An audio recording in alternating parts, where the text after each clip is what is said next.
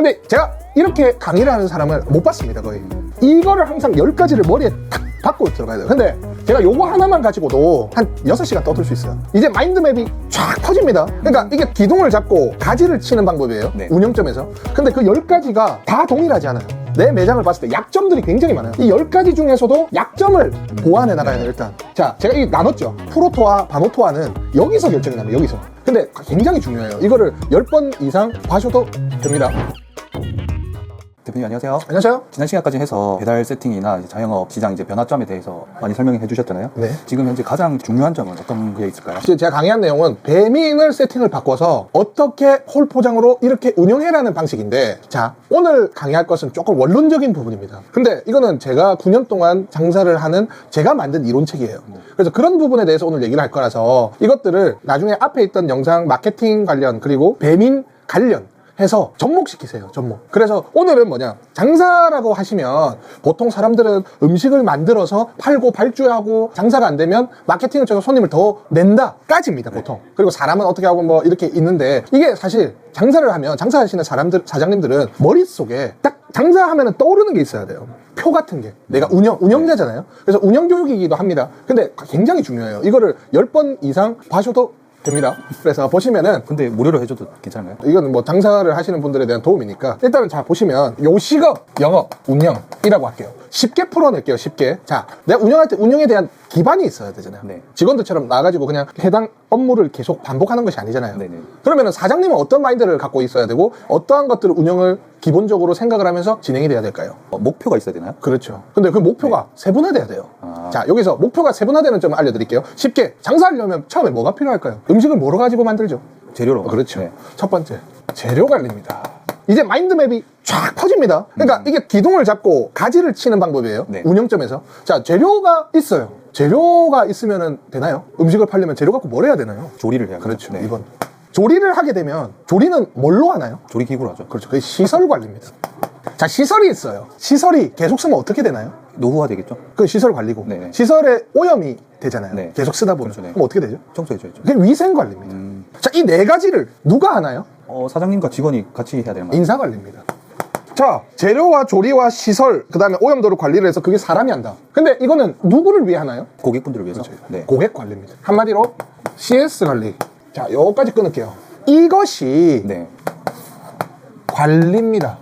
관리라고 하는 것은 계속 반복되는 행위예요. 관리는 네. 시스템화가 돼 있으면 내가 없어도 됩니다. 네. 발주는 언제부터 해라? 조리는 몇 도에 해라? 몇 분에 나가라? 시설 관리는 주에 몇 번 청소해라? 위생 관리는 그 위생법에 맞게끔 관리를 해라? 인사 관리는 사람을 어떻게 뽑고 언제 쉬고 월급을 어떻게 나가라? 그 다음 고객 관리는 컴플레인이 왔을 때 이렇게 대처해라? 까지. 그러니까 이게 점장의 영역이죠. 점장. 그죠? 고객 관리가 됐죠. 이제 음식을 이제 팔 수 있어요, 음식점에서. 근데 이제 장사가 안 되면요, 사장님들은 장사를 더 열심히 하고 더 매장을 키우는데 들어가야 되겠죠. 그렇죠, 네. 그럼 뭘 해야 되죠?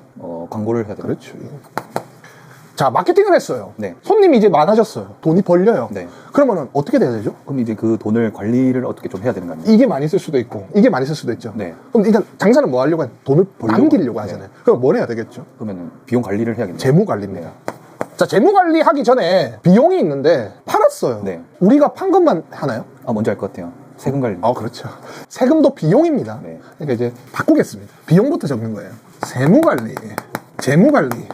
10분 마지막에 있어요. 자, 재료 시켰고 조리하고 시설, 위생, 인사해서 고객 관리까지, CS 관리까지 했다. 그러면 이제 남은 것은 더 많이 판다. 많이 파니까 세금이 많이 나오네? 세금까지 돈을 냈어. 네. 그 다음에 이제 실질적으로 많이 남았는지 세금이 적게 나오도록 노력했는지 해서 재무 관리까지 끝났어. 네네. 그러면 나머지 나라에서 세금만 걷습니까? 아니 여러 가지 지원도 해주죠. 약자들을 네. 지원해주죠. 그게 바로 정부 지원금 관리입니다.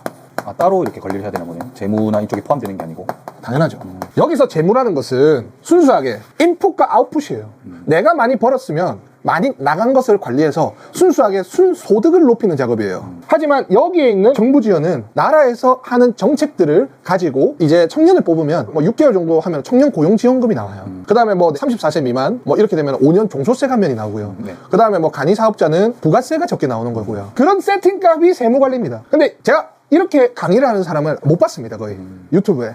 근데 우리 사장님들은 이거를 항상 10가지를 머리에 탁 박고 들어가야 돼요. 근데 제가 요거 하나만 가지고도 한 6시간 떠들 수 있어요. 왜냐면 여기서 요렇게가 엄청 많다 이거죠. 아, 파생되는 게 엄청 많다고요? 그렇죠. 대기업들은 그래서 여기서 또 나뉩니다. 여기서 부서가 계속 나뉘죠. 네. 그러니까 대기업에서 취직한 사람들은 뭐라고 합니까? 보통 한 분야는 정말로 뛰어난데 밖에 나오면 사실 힘들다. 그 얘기가 밖에 나오는 것들은 이 10가지를 다 관리를 해야 되는 것이에요. 네. 자, 제가 이 나눴죠. 프로토와 바노토와는 여기서 결정이 납니다. 여기서. 6번까지예요. 6번을 점장 또는 매장 관리자가 하는 거예요. 네. 그게 프로토와 바노토와예요. 우리 사장님들은 관리를 계속적으로 하되 장사가 안 되면 마케팅으로 치고 남는 것들, 세금이나 이것들을 관리를 하면서 운영 지점을 정확하게 지적해주고 목표를 관리하는 것이 바노토 프로토와예요. 저것들을 다 알고 있어야 가능한 개념이겠네요. 이걸 아는 것이 아니에요. 항목들이 머릿속에 10가지가 있어야 돼요. 이렇게. 근데 그 10가지가 다 동일하지 않아요. 내 매장을 봤을 때 약점들이 굉장히 많아요. 이 10가지 중에서도 약점을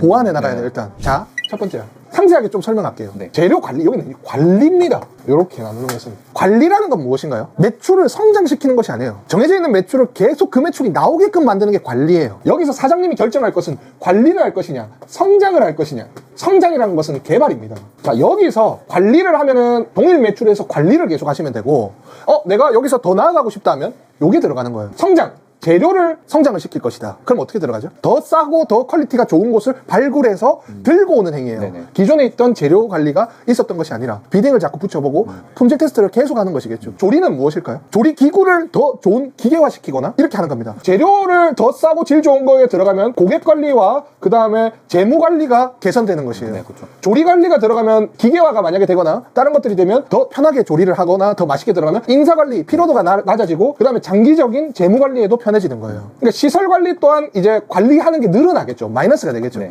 왜냐면은 기계화가 되면 기계를 관리해야 되기 때문에 늘어나겠죠. 인사 관리는 더 편해지겠죠. 네. 고객 관리는 동일한 품질이 늘어가기 때문에 더 상향되겠죠. 네. 이게 10가지가 맞물립니다. 이렇게 설명하니까 알고 있었던 것지만 받아들이는 입장이 좀 다르죠. 네네. 그렇죠. 그래서 성장 개발은 이 업장을 더 키우는 작업이다. 그렇기 때문에 마케팅적인 부분은 하지 않았던 마케팅을 고정 마케팅에서 하나를 더 투자를 하면서, 그러니까 투자예요. 투자. 매장을 하나 더 열 수도 있고 매출을 더 올릴 수도 있고. 매장을 더 하나 여는 것은 조금 다른 부분입니다. 이 시스템들을 매장 하나 똑같이 들고 가기 때문에 그거는 이제 성장과 개발이 아닙니다.